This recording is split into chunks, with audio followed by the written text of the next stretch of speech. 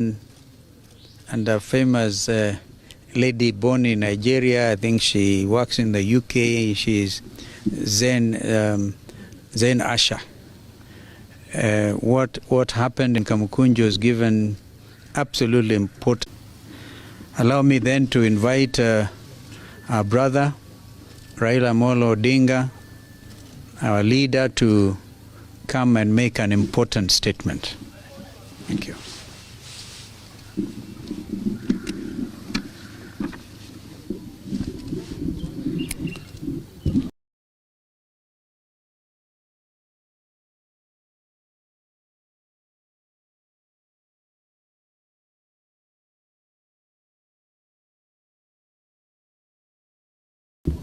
Ladies and gentlemen, this is a statement by azindua, moja, one Kenya coalition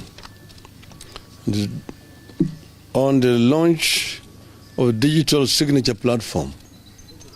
And I just want to announce before I read the statement, any Kenyan, wherever they are, you can just go to www.tumechoka.com and you will be able to access it.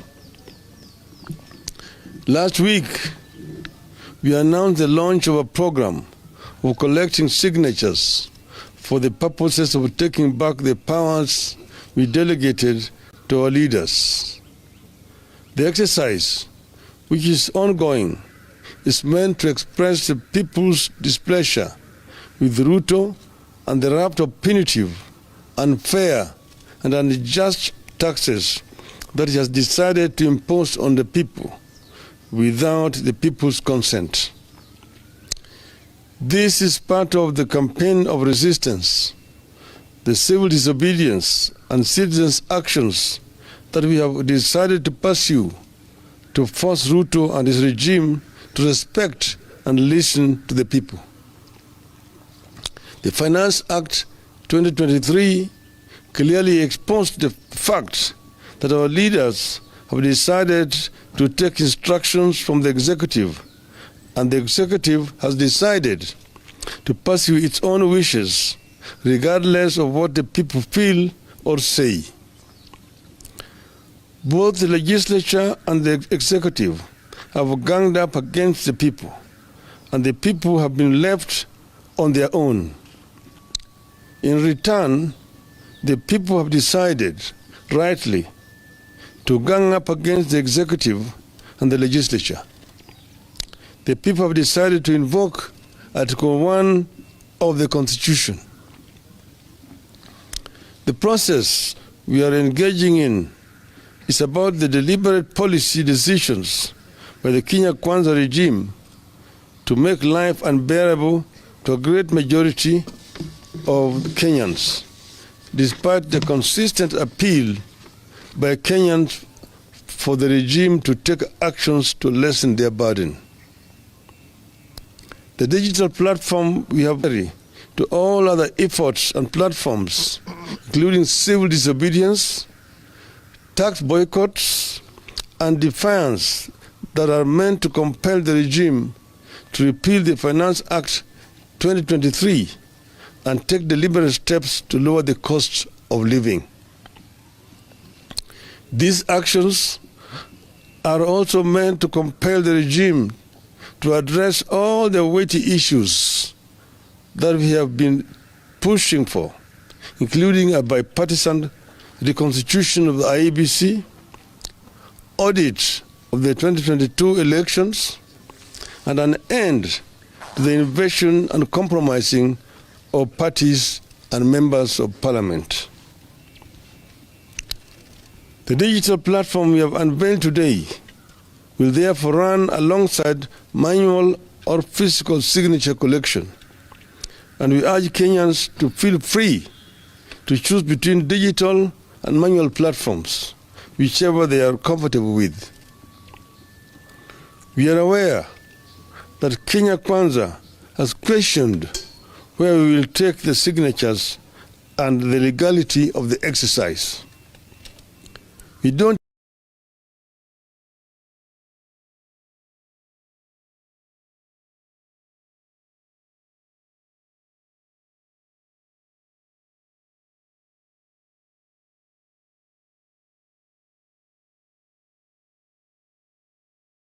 expect them to understand. They don't understand the people's power as at now, but with the time, they will do. But they need to understand, we will not take it who have signed so far. We appeal to more people to come out and append their signatures who have signed this far. As we launch this, our citizens' engagement forums that we started in Kamukunji last week will continue.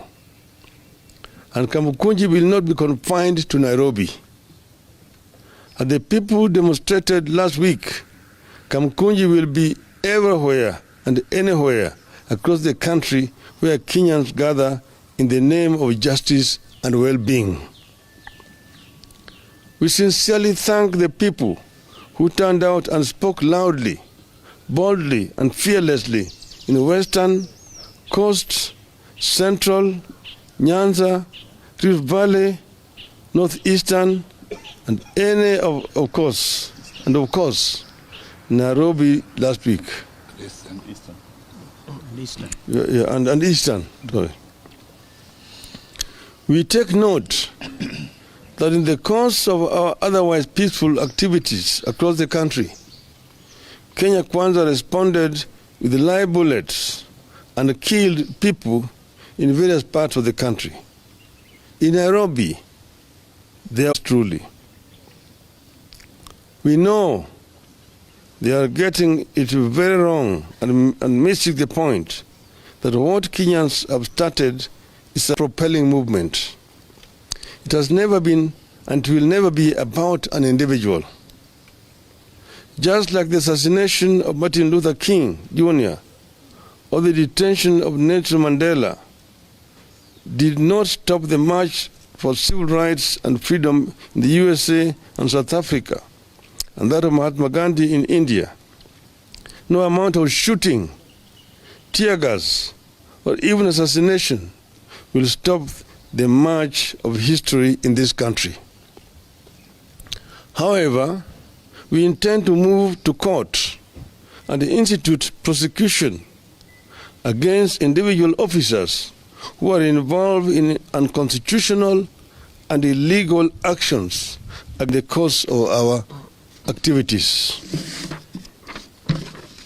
Our activities are that they are wrong when they protest.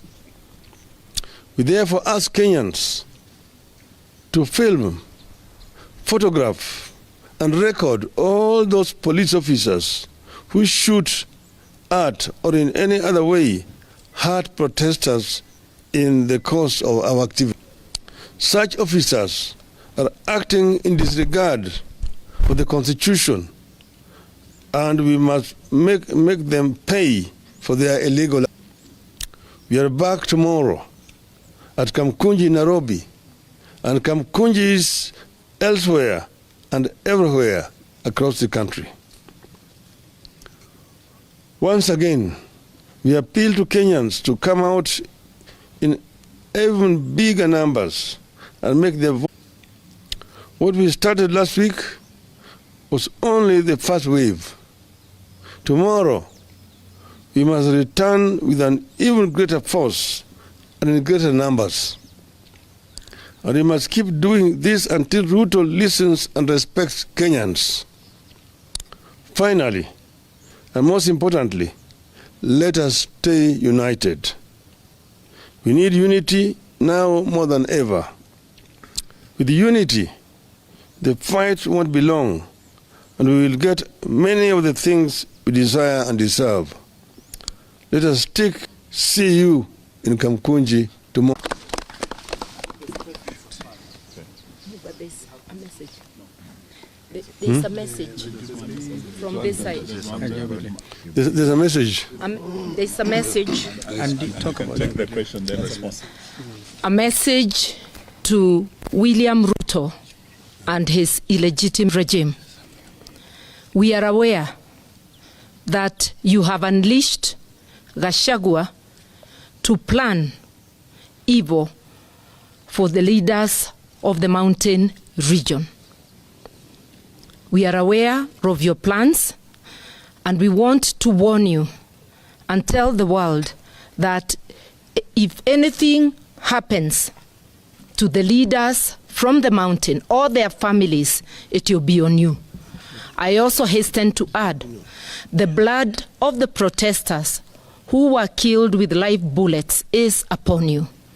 We want to ask you to cease waging warfare against your people when they exercise their constitutional rights. We want to remind the armed people, the police, that what we are doing is for you as well, acting in your pockets, just like all Kenyans. When we seek a better Kenya for all, being used to wage war on the people. And remember, has happened to Jubilee. The coup which has been orchestrated by Kenya Kwanza in Jubilee, attempting to take over the party. Since the reintroduction of multi-party politics in our country, 1992, any member of parliament who defects from his political party that sponsored him in the parliament must resign or lose his seat and face a by-election. This is what these other members of parliament are trying to avoid, and now being criminally supported by the political parties tribunal to purport to be taking over a political party.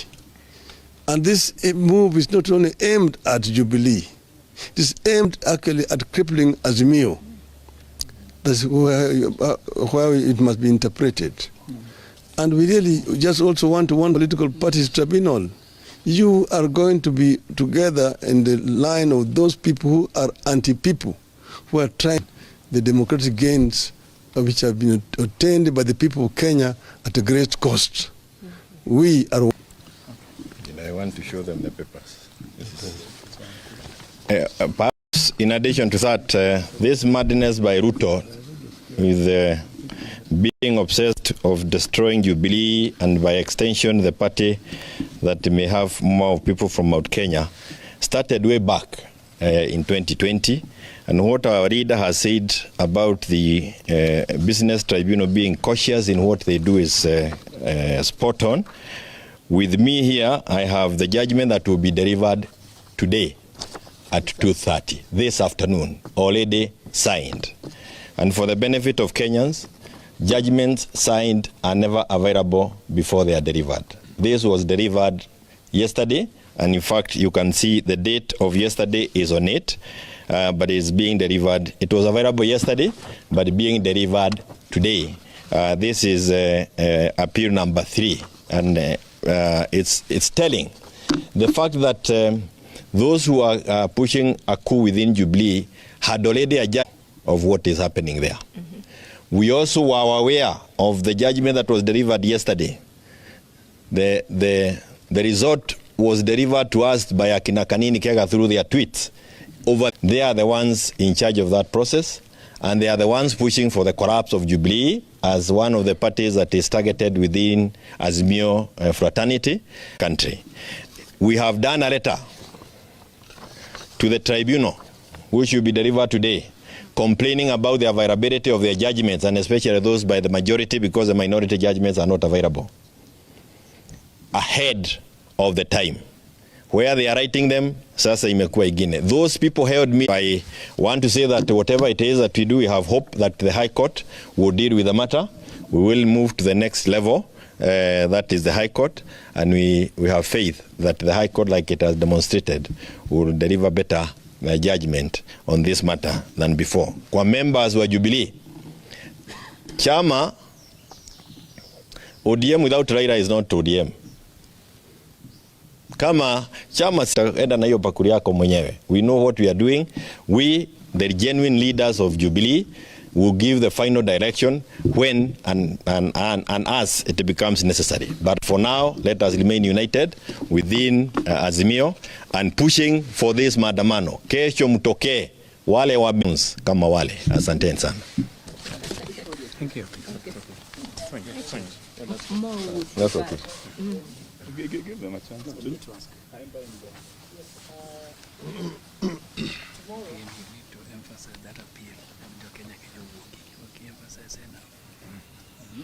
Yeah.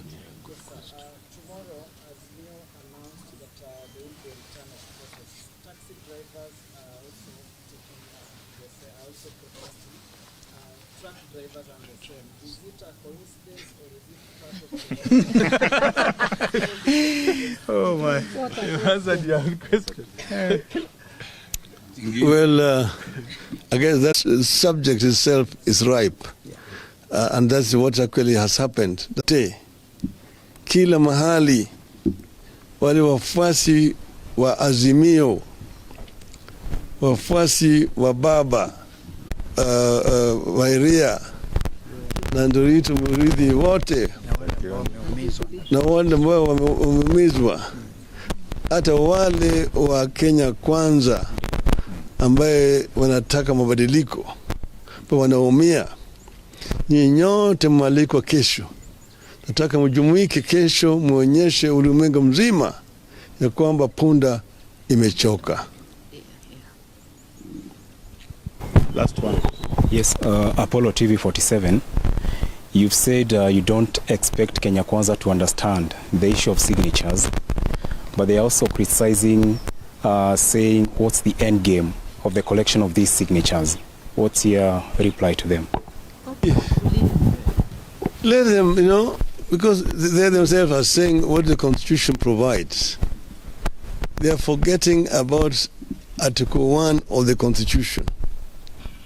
Because that Article 1 is very sovereignty in the Republic of Kenya is invested in the people of Kenya.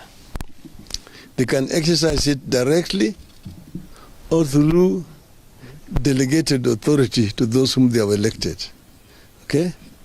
So when they now go ahead and tell you what the Constitution provides as to how to change a government, that is under the delegated authority. But they don't look at that power being exercised directly by the people. It has not been done before. So then let me just wait and see. Let me wait and see where we are going to end. Thank you. Thank you.